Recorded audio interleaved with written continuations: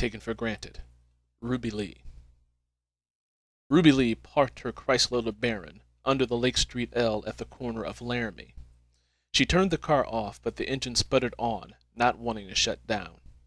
She turned the ignition key, then gave a few hard taps on the gas pedal, causing the engine to roar louder than the L train passing above her. She switched the key back to the off position, which calmed the car down. She let the door swing all the way open, pivoted her round body, and placed her feet firmly on the ground, noticing her swollen ankles.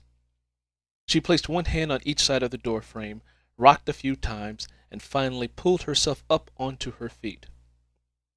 After slamming the door shut, she stepped up on the curb, praising the Lord as she did, and walked over a few steps to the front door of the tavern that she and Standback used to hang out at. The place still had the white Schlitz Malt Liquor Bowl sign swinging above the entrance. She pulled the door open and then stepped inside, inhaling the air which was clouded with cigarette smoke.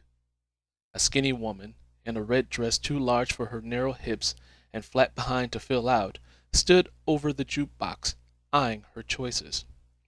Rubylee watched her as she made her selection. The familiar guitar twang of B.B. King filled the room, followed by his soulful voice.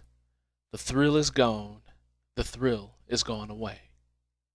Rubylee noticed how the woman snatched the bottle from the top of the jukebox, covered the bottleneck with her lips, tossed her head back, and gulped down the liquor like water running down a kitchen drain.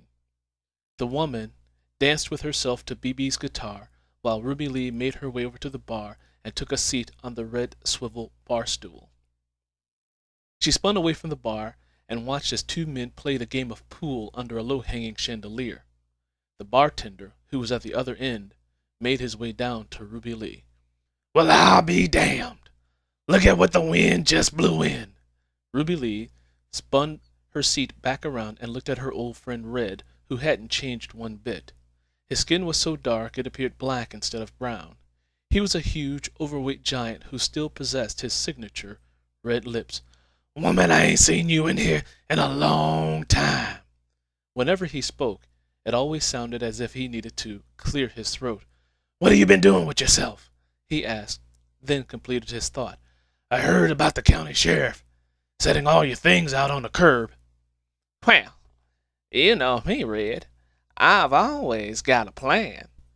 "Yeah, Rubylee, I know.